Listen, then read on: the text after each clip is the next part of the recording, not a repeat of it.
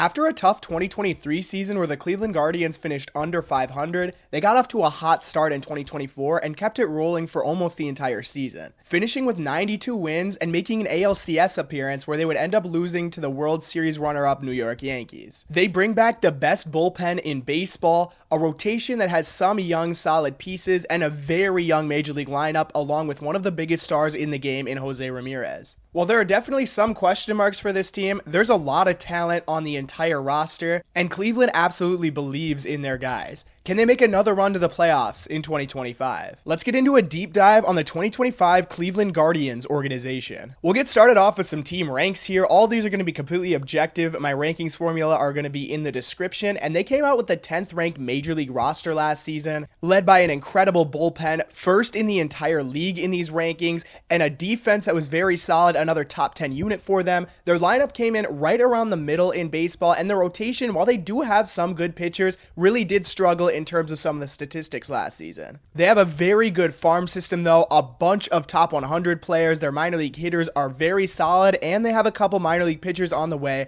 that can help supplement this roster. The manager here in Cleveland is Stephen Vogt, former Major League Baseball player. This will be his second season. He had a great year in his first season as the Guardians manager, 92 and 69. Made a lot of great decisions down the stretch, really did a lot for this team. And then Chris Antoinetti, his 15th season in the Guardians organization. A lot of success here so far, 1,165 and 1,018 in the win-loss record. 7 playoff appearances in 14 seasons so far for Antoinetti. So for a team that isn't really spending a lot of money because of the things that ownership is sending down to him, he's done a great job with this roster. Their 2024 record was 92 and 69, first in the American League Central, second in the American League. Their payroll last season was $104 million. This year, just around the same at $103 million projected. Using the PECOTA projection system, they have them finishing at 80 and 82 this season, third in the American League Central and 10th in the American League. They only give them a 26.5% chance to make the playoffs. These projection systems have been really down on Cleveland for the past few years. I would not personally take these projections as gospel. I think Cleveland is going to be better than 80 and 82 this season, and they have a real chance to go back and win this division again in 2025. In terms of top 100 draft capital, a bunch of picks here for him. 27, 64, 66, and 70. So one of the few teams here with 4 top 100 picks. That'll really help them in the long run add to this farm system that's already very good. In terms of top contracts, Jose Ramirez here with the biggest one, although it's one of the biggest bargains in all of baseball at $20.1 million AAV. Shane Bieber back on a deal here. He did have an injury last season, will be missing this entire year. $13 million though for him in 2024. And then Carlos Santana brought in on a free agent deal, $12 million here to play first base. They made the playoffs last year, winning the division. Their park factor, which is a number that shows how much of a pitcher's or hitter's park that you play in, is at 97. League average for that number is 100. So Cleveland has the 6th biggest pitcher's park in all of baseball. This is going to be factored into things like weighted runs created plus and any plus or park adjusted stat that you'll see. Just know that Cleveland is a very pitcher friendly place to play. In terms of organization success, actually a lot. The first team we've done in this entire series, well, all 4 teams were over 500. Columbus and Akron last year, both very good teams, both winning 80 games. Lake County captains in high A, 77 and 53, and Lynchburg at 67 and 62 in 2024. In terms of season storylines, the first one for Cleveland is going to be the same as it was in the Seattle video. Hitting is so important to this roster. They have such a good bullpen, and I think a starting pitching group that'll be better this year. They have a couple really solid hitters in their lineup in Jose Ramirez and Steven Kwan, but a lot of youth, and I think that comes with a lot of question marks. Guys like Kyle Manzardo, Brayan Rocchio, Bo Naylor, Gabriel Arias, all with under 3 years of service time, and guys that have yet to really put together full seasons in the major leagues offensively. Starting pitching improvement is definitely a big one for me. The back end of their rotation is also very young, and they all have yet to put together full major league seasons. Can guys like Gavin Williams, Logan Allen, Luis L. Ortiz make leaps in 2025, or is that going to be another tough spot for this team this season? And then repeat. Can they do it again in this really solid division now in the AL Central? Minnesota is reloaded. They're back, and they're going to be better this year. Kansas City, we have yet to do in this series. They're very solid. They have a lot of high-end talent on that roster. Detroit had a very good season last year. Chicago, not even going to talk about that. We'll just move on. This AL Central is a lot better. Can Cleveland repeat this division in 2025? While not a huge offseason for Cleveland, definitely a fair share of additions and subtractions. We'll start with a buzzer beater trade here. Nolan Jones over from Colorado for Tyler Freeman. I have no clue what Colorado is doing in that sense. I already went over Nolan Jones in the series, so it'll be fun to do him again here. Carlos Santana on a 1-year, $12 million deal. Been a really solid first baseman for a past couple seasons. Luis L. Ortiz brought in from Pittsburgh in a trade. Kind of been a swingman between the rotation and bullpen in the past couple years, but I'll go over him as a starter in this video. Slade Cechioni is going to start the season injured, but was brought over in a trade with Arizona for Josh Naylor, and then Jacob Junis here on a 1-year, $4.5 million deal.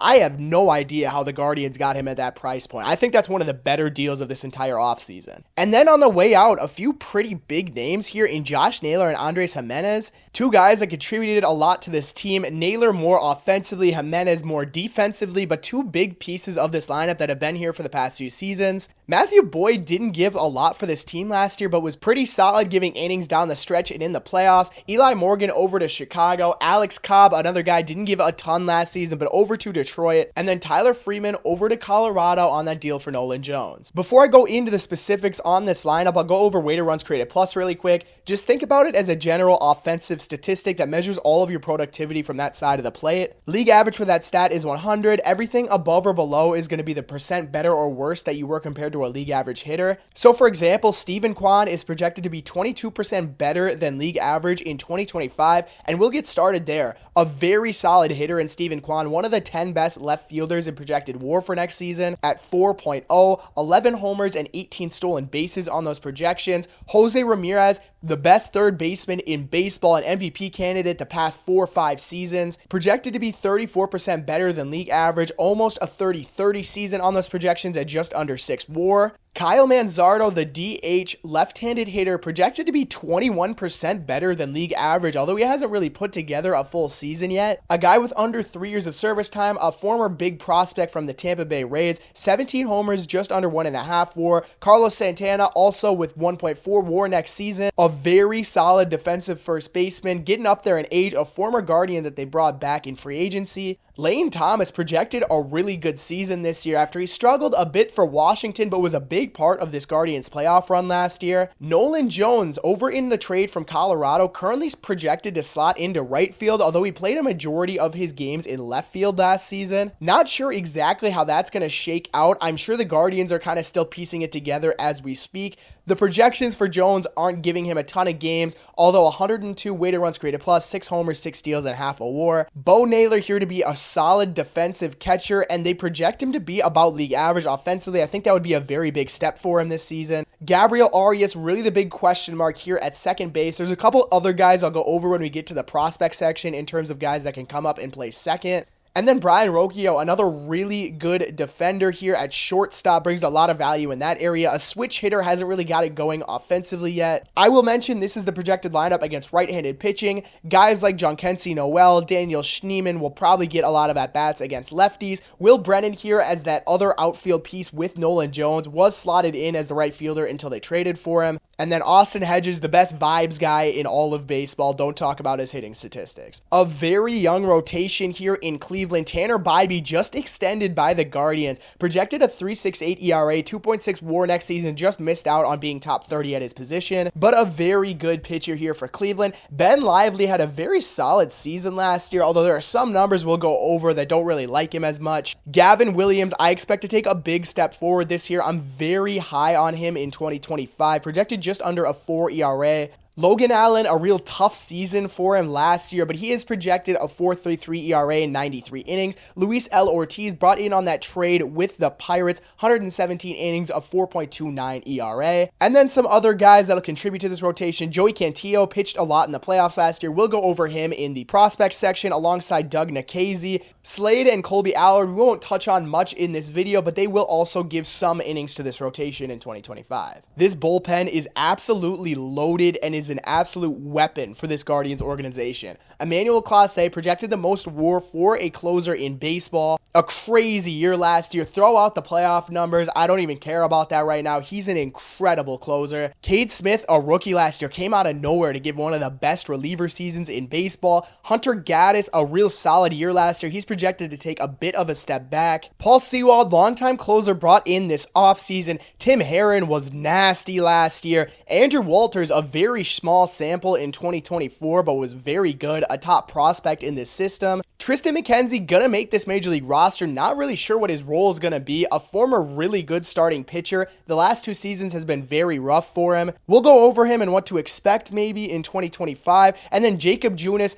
will most likely start some games here for the Guardians, but a very solid year in 2024. Just a loaded bullpen by every sense of the word here for Cleveland. Before I go into specifics on these player breakdowns, I'll go over a couple of the numbers on the screen here. We'll have the baseball savant cards here. That is going to give you a lot of the hard hit metrics, the plate discipline metrics, and some expected stats, alongside defensive and base running metrics. Also from baseball savant, the OFF, BSR, and DEF are going to be offense, base running, and defensive run values given in percentiles compared to the rest of the league. On the card, remember weighted runs created plus, that offensive statistic league average is going to be 100. WOBA stands for weighted on base average, just a different way to measure the ways that you get on base. In this calculation, a homer is weighed more than a triple, which is weighed more than a double, etc. So everything is weighed differently. League average for that statistic is 310. And we'll go right into it with Bo Naylor, a guy that hasn't really got it going yet offensively in the major leagues, but is one of the better defensive catchers in the game. 87th percentile in defensive run value.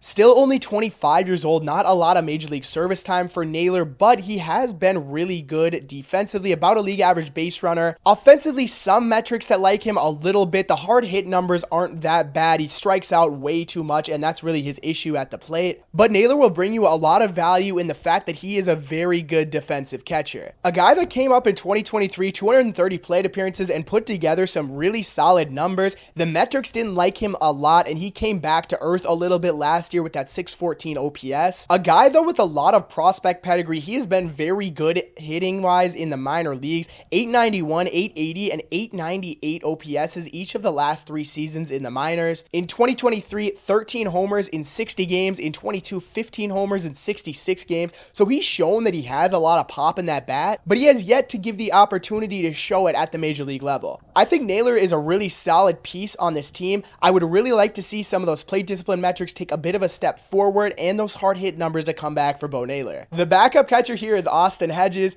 If you don't know much about the Guardians, just don't even consider the statistics here for him at all. He's a great defensive catcher, a very good vibes guy in this clubhouse. That's the reason he's around. He was 80% worse than league average offensively last year, and he still had positive WAR. So that just shows how much he can bring defensively. When he's out there, it's pretty much a punt spot in the lineup. He's not going to get a hit a majority of the times, but very good at framing, a really good arm behind the plate, and pretty solid in the blocking area. The last 3 seasons for Hedges, a 423, a 461, and a 489 OPS. So there's really just not much there.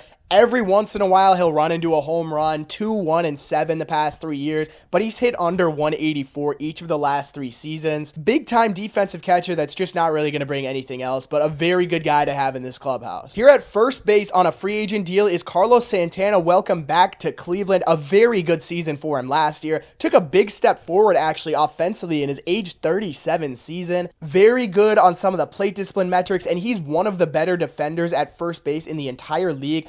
93rd percentile in defensive run value, 98th percentile in outs above average at first base, and he's about a league average hitter and base runner, so that's going to bring just a ton of value to this team. Right about league average in all the hard hit metrics. The expected numbers actually very solid for him last year. A really calculated free agent pickup after the Guardians lost Josh Naylor to that trade. A guy that hits left-handed pitching much better as a switch hitter. A guy that's played 15 seasons of Major League Baseball. Really seemed like his career was over after a couple tough years in Kansas City and just absolutely turned it around in 2023 and 2024. Some really good metrics in 22 and 23, and they really came back this year in 2024. Past 3 seasons for Santana, a 748, 747, and 692 OPS. Historically, he is better as a right-handed hitter, so I would expect him to be better against lefties. but a guy that's going to bring you above average offense and the best defense at first base in almost the entire league. Carlos Santana here on a 1-year, $12 million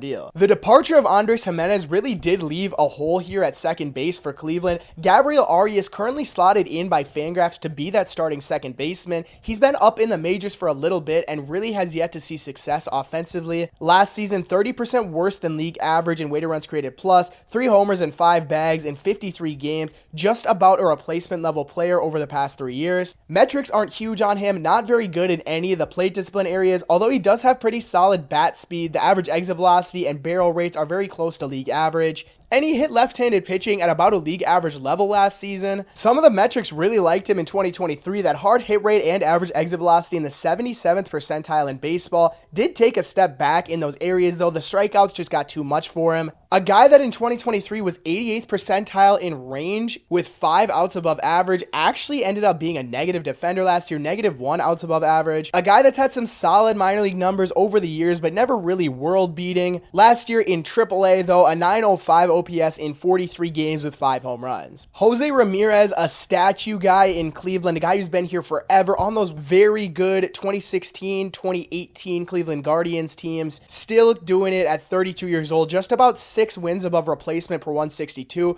41% better than league average, almost a 40-40 season for him last year. 95th percentile in offensive run value, 97th in base running run value. Against left-handed pitching last year, he was incredible and still swings a pretty good left-handed bat as well. Really good in the plate discipline areas, doesn't strike out a lot. The expected numbers really liked him. Did take a step back with some of the expected numbers last year, but it's not something I'm really worried about at all. But one of the best third basemen in all of baseball, if not the best. A guy who got even better as the season went on last season, a 916 OPS in the second half for Ramirez. A guy that's been super good the past 3 seasons, 872, 831, and 869 OPS, 39, 24, and 29 homers those 3 years. Just a guy who brings immense value from the third base position, really on one of the best contracts in the entire league. An absolute discount for a player of his caliber. He wanted to be in Cleveland, they signed him, and they got him for the next few years. Jose Ramirez, one of the best third basemen in all of baseball, does almost everything well. Brayan Rocchio at shortstop, 24 years old, not very good offensively, but a very big plus at shortstop defensively. 77th in defensive run value, although his range was way up there in terms of outs above average. Offensively, 21% worse than league average last year, 8 homers and 10 steals.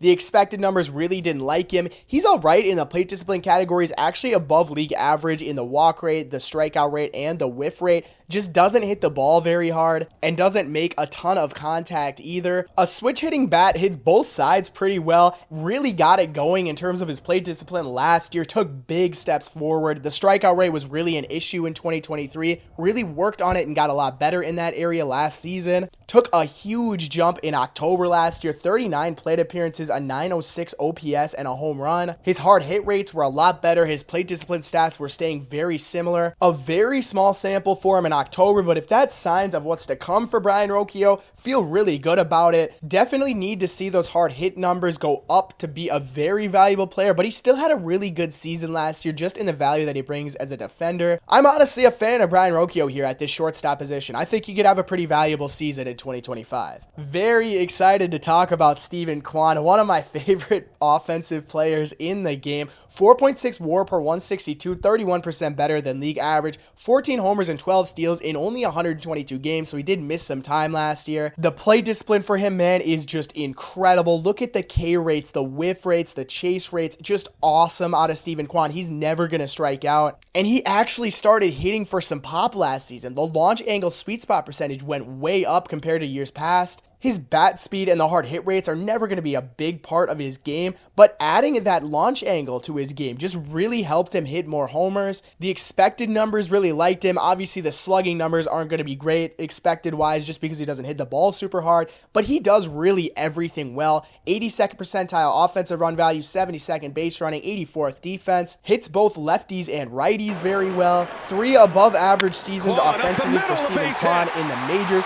Last season was a big step up from his 2023 year. That launch angle sweet spot percentage went up just a little bit, and he was hitting the ball just a tick harder, and that really allowed for some pretty good offensive results. Did struggle a bit down the stretch last season, a 618 OPS for Kwan post All-Star, but not as many at-bats. In the postseason for Kwan last year, very good though, 863 OPS, 48 plate appearances, so I'm not worried about him at all. I think Kwan is one of the better left fielders in the game, one of the peskiest hitters you'll ever see, and a great piece to this Guardians team. Lane Thomas here in center field, brought over from the Washington Nationals. A tough year for him compared to years past, but he had a pretty decent playoff run for Cleveland last year, a 766 OPS, only 43 plate appearances. The base running is really where you're going to get the best out of Lane Thomas. Not great in the range area, so kind of interested in seeing him play center field. He does have a great arm and is very fast, so I think we could see an all-right season from him, but 17th percentile in defensive run value last year, 32 stolen bases, 15 homers in 130 games, just about league average as a hitter. A guy that is going to crush left-handed pitching, though, even in a down year, he did that. Just a bit of a step back with some of the hard hit numbers for Lane Thomas last year, but outside of that, the metrics are very similar for him.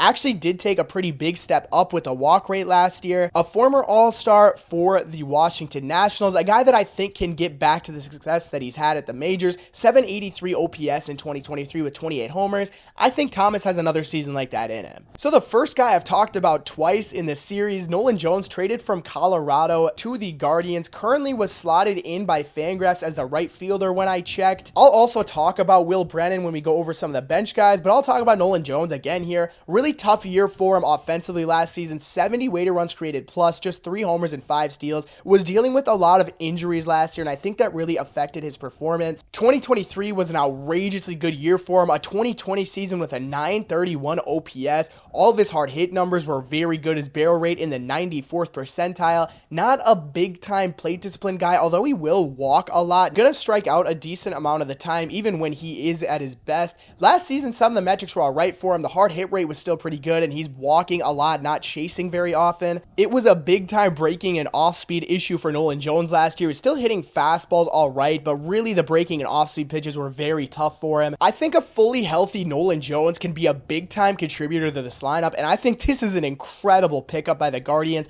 Tyler Freeman, a solid player, but Nolan Jones' high end potential is just way higher than what Tyler Freeman has. I like him here in right field for Cleveland. I am a big fan of Kyle Manzardo. I loved him as a prospect coming up with Tampa Bay. Got traded over here. Has yet to do a ton at the major league level. Just 53 games last year, right about league average. A lot of the metrics are about average or below for him. Was barreling up some balls though last year and was an above average hitter against right-handed pitching. I would guess he's going to DH a lot against right-handed pitching. Big time minor league numbers for Manzardo though. 2024, a 946 OPS, 20 homers in 83 games. Career in the minors, a 932 OPS with 61 homers. Still only 24 years old. I promise you, we have not seen the best of Kyle Manzardo. He's definitely a guy to watch on this team and one that I think could have a pretty big season here in 2025. Getting into this bench, big Christmas here. I would expect him to play a lot this season. A first base outfield guy, 18% better than league average offensively, just not really going to bring you much of anything on the defensive and base running sides.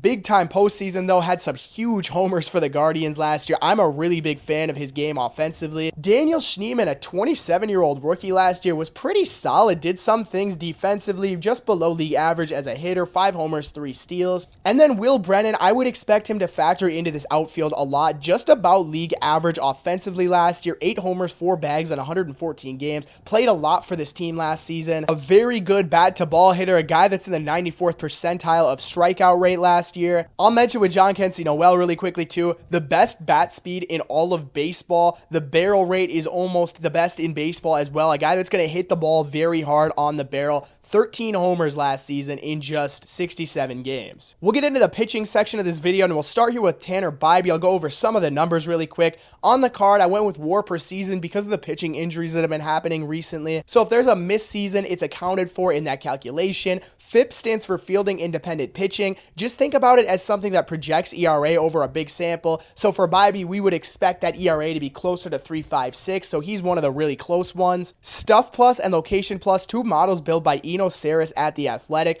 Stuff Plus measures how good a pitcher's stuff is. Location Plus, how good a pitcher is at locating his pitches. League average for those stats are 100. On the Savant Savant cards, just going to be a lot of the same stuff. The right side is going to be run values again, so pitching, fastball, breaking, and off-speed run value, and then the bottom left is going to have pitches, usages, and miles per hour on those pitches. And we'll get started here with Tanner Bibee, the one in this rotation just extended by the Cleveland Guardians a day before I recorded this. 2 great seasons at the major league level. Last season, 173.2 innings, does everything metrically at above a league average level except for the chase rate and the ground ball rate. 64th percentile in pitching run value last season. The fastball and off speed were very good. The breaking pitch, that changeup, hasn't really gotten great results at the major league level, but it's something that can really help his other pitches. He's going to throw a fastball about 70% of the time, that 4-seam and cutter coming in there a majority of the time to hitters. The slider added last season to the repertoire, so he was able to cut that fastball usage just a little bit, but he has 2 pretty solid fastballs, both of them with pretty good numbers. Tanner Bibee as the one in the rotation, not going to be one of the best pitchers in the league, I don't think, but a very solid one to have. You know what you're getting out of Tanner Bibee, a lot of innings of really good stuff. I mentioned some of the concerns with the starting rotation here. Ben Lively had a very good season last year, but the expected numbers just didn't really like him very much. The stuff is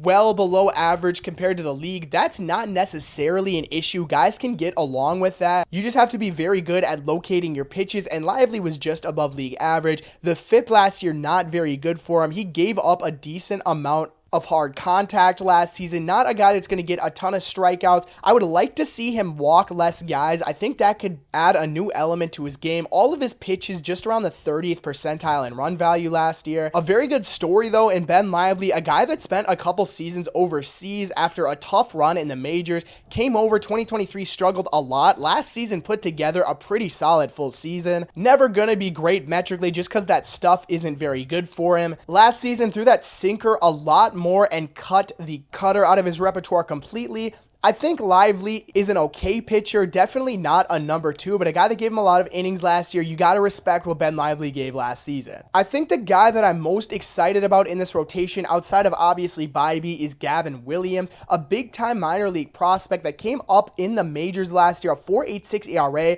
The expected numbers, though, a lot better for him. Right around average in stuff plus and location plus, the FIP at 3.67. Pretty solid fastballs for him, the 4-seam and cutter about 53rd percentile in run value, and he'll throw that 4-seamer pretty hard up there in fastball velo. Just gave up too much hard contact with the average exit velocity and hard hit rates last year. Had a very good season in 2023, a 3.29 ERA and 82 innings pitched. A majority of the metrics are very similar except for the average exit velocity and hard hit rates. Introduced a cutter last year and cut the slider usage by a decent amount. The slider was really his best pitch in 2023 and took a pretty big step back in terms of results against last year. Outrageous minor league numbers for Gavin Williams, a 2.34 ERA in 43 starts, 192.1 innings in his minor league career. I think Gavin Williams is going to have a really big season in 2025 and catapult his way into the 2nd spot in that rotation. Logan Allen last year was the worst pitcher in baseball by pitching run value.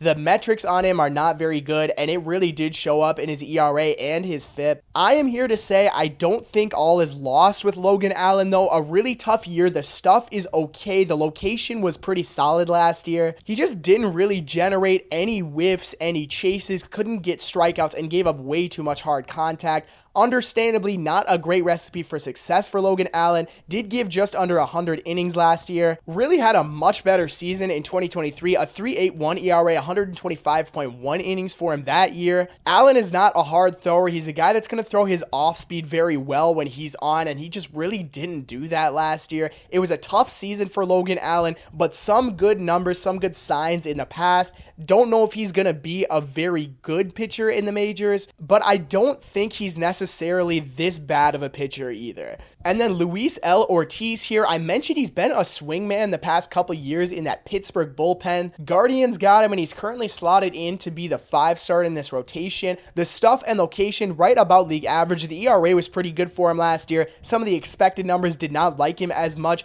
but the fastballs are very good. 4-seam, sinker, and cutter combined to put him in the 92nd percentile in fastball run value last year. Biggest issue for Luis L. Ortiz, not getting a lot of strikeouts. The whiff rate and chase rate are both pretty low on him, but not giving up a ton of hard contact either. The barrel rate is pretty high against him though. Really a big breakout season for Ortiz last year after a 4.78 and a 4.50 ERA the 2 seasons before. Still only 24 years old. The big change for Ortiz in 2024 is he added the cutter to his repertoire, threw that about 20% of the time, and it was a pretty solid pitch for him. I'm excited for Ortiz as the 5 starter in this rotation. I think he can definitely move his way up that rotation as this season goes on. We'll get started with this bullpen, and the best closer in the game, Emmanuel Clase, a .61 ERA last year. The stuff, 31% better than league average. Almost every stat on his Baseball Savant page is up there in the 90 plus percentile. The K rate and whiff rate aren't very good, but he's not necessarily a strikeout guy, just gives up a lot of soft contact. Did get hit pretty badly in the playoffs last year, specifically in the Yankees series, but I don't see that as a long-term indicator of success. I think Clase is going to be very good again in 2025, and I'm not worried about him at all. Cade Smith, I mentioned, came out of nowhere last year to be one of the best pitchers in baseball out of the bullpen.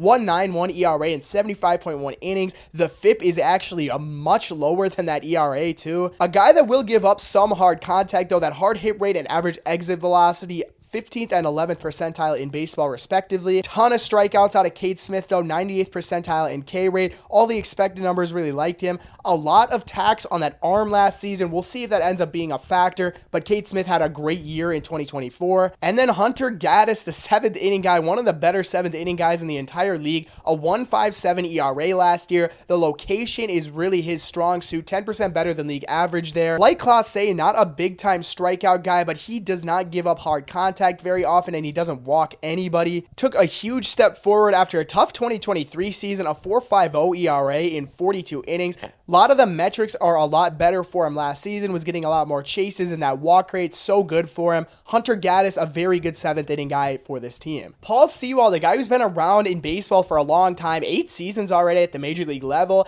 really had a tough year in 2024, a 4.31 ERA in 39.2 innings. A guy that's had a lot of success in the past though, a 3.12 ERA and a 2.67 ERA the past 2 seasons. Before that 2024 year, the average exit velocity and K rates have been very good for him in the past. Last year, he just got hit very hard and the K rates declined by a lot. Fastball velo is down by about a mile an hour for Sewald, so we'll see if that affects him. Kind of an interesting free agent move by Cleveland, in my opinion. Tim Herrin was insane last year, a 1.92 ERA, a lefty out of this bullpen. All of the Savant stats very good on him, just does have a bit of a walk problem, which hurts the FIP by a decent amount. The breaking pitches in the 96th percentile of run value last year, 89th percentile overall in pitching run value. Andrew Walters, a guy that I'll go over a bit more in the prospect section, but had a very good 8.2 inning sample last year, didn't give up a single run, walked a lot of guys though, a little bit of a scary sign there, but a lot of the other signs so good.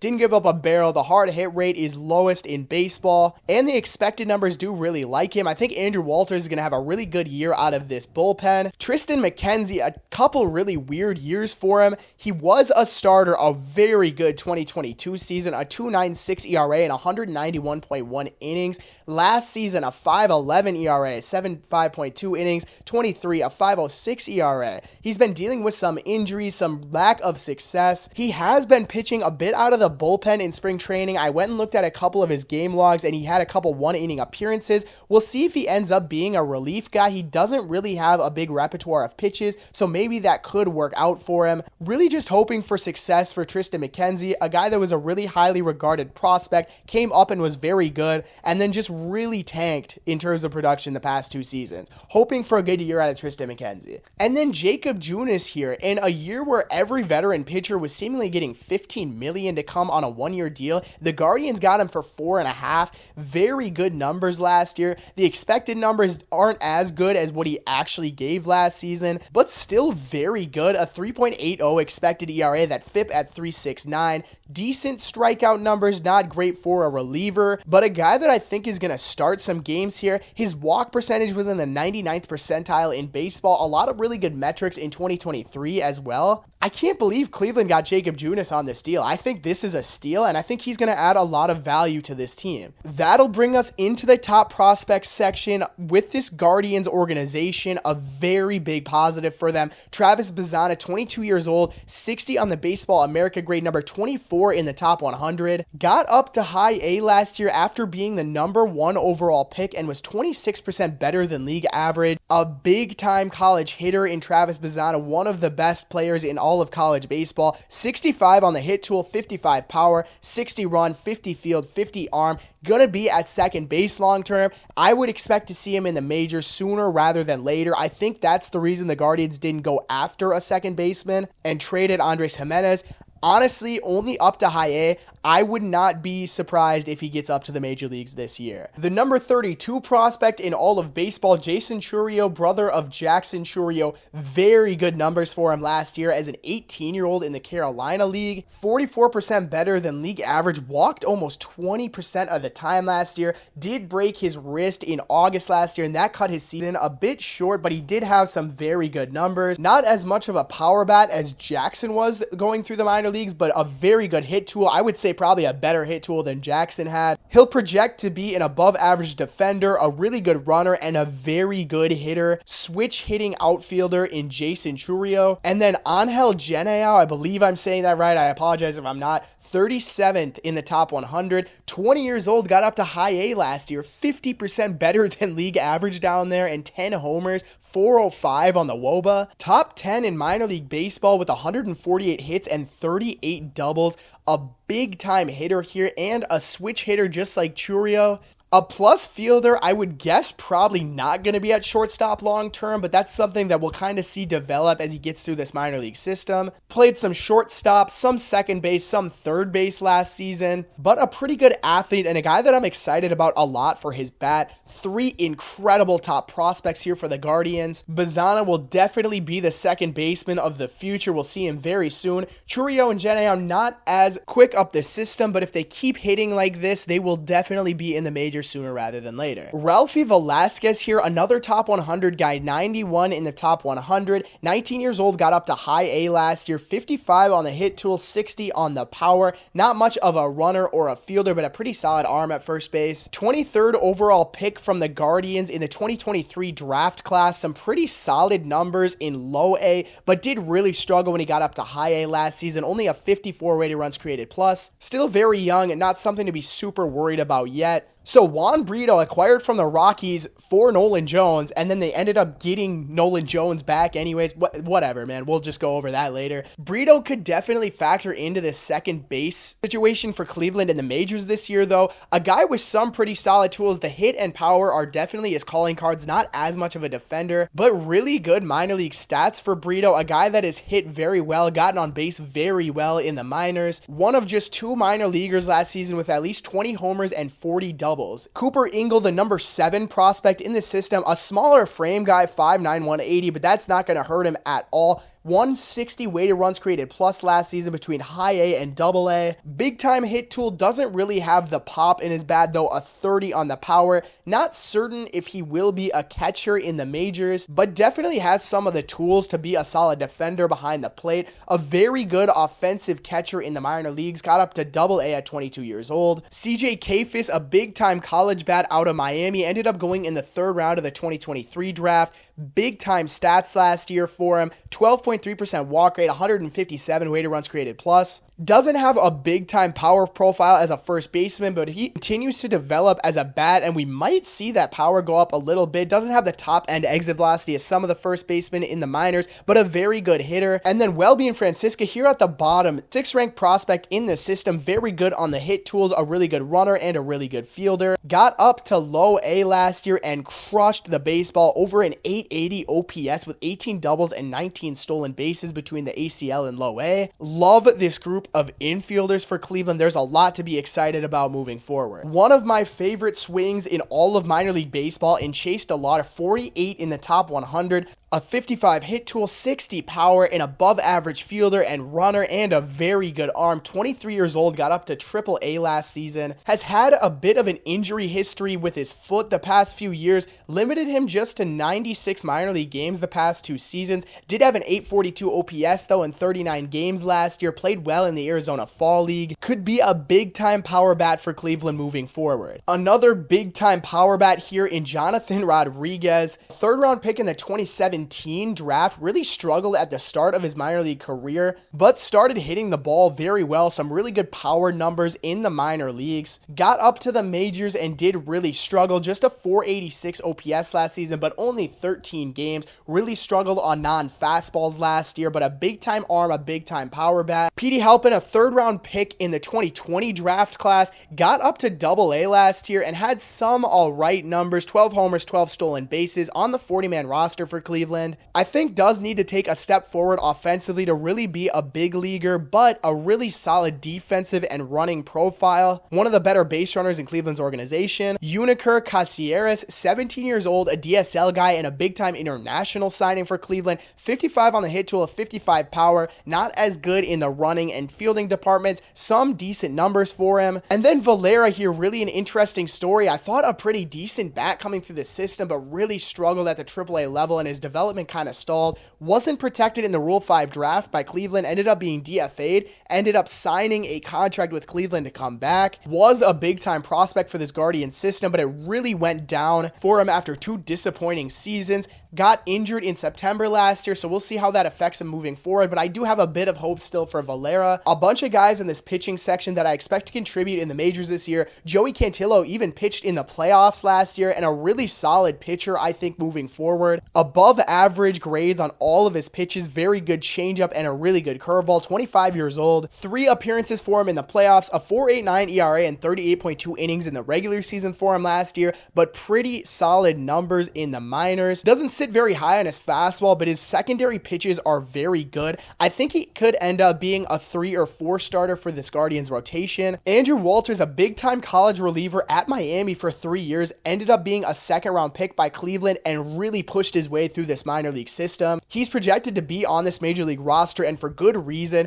Big time fastball and slider for him, can touch 100 on that fastball, and the changeup I think is actually a bit more solid than his grades give him. One of the 10 players from the 2023 draft class to make the majors by the end of 2024. Daniel Espino, in terms of grades, some of the best in the minors, but has really been dealing with some injuries the past couple of years. Still only 23 years old. Their former number 1 prospect, an 80 grade fastball, 70 grade slider. Gonna miss this entire season though. Big Doug Nikhazy fan. 123.2 innings last year with AA and AAA, a 2.98 ERA, 25.4% strikeout rate. Big time slider guy as a lefty, not gonna really get up there with the fastball, but has some really good secondaries. And then I'll mention Eric Sabrowski, a 60 fastball, a 50 curveball, 50 slider, definite reliever for the Guardian. Didn't give up a run in 12.2 innings last season, and then pitched 5.1 innings in the postseason as well. A really good reliever. Wouldn't be a Guardians video if I didn't mention Tugboat Wilkinson as well. Get excited for him. I think he might make his major league debut here in the upcoming seasons. I'll go over a Baseball America projected lineup here from 2028.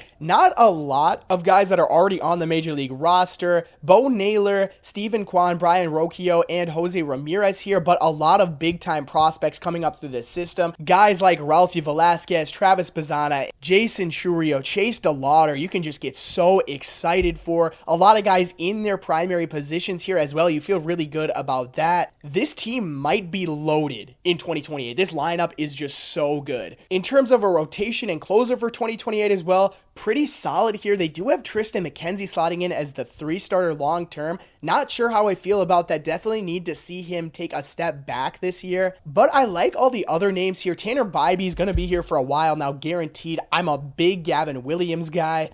Joey Cantillo, I actually like a lot of the stuff I saw from him last year, and then Daniel Espino needs to get healthy, but he has all of the tools of a very good pitcher. Emmanuel Clase here to close out this team, and he should be here for a while as well. I would expect him to stay with Cleveland. This team has one of the brighter futures of any of the teams that I've done so far moving forward. Some great hitting prospects, some already very good pitchers on this team, especially in the bullpen, and a couple guys coming up through the system that can really make strides at the major league level. That'll get me into some final thoughts on this team and the organization.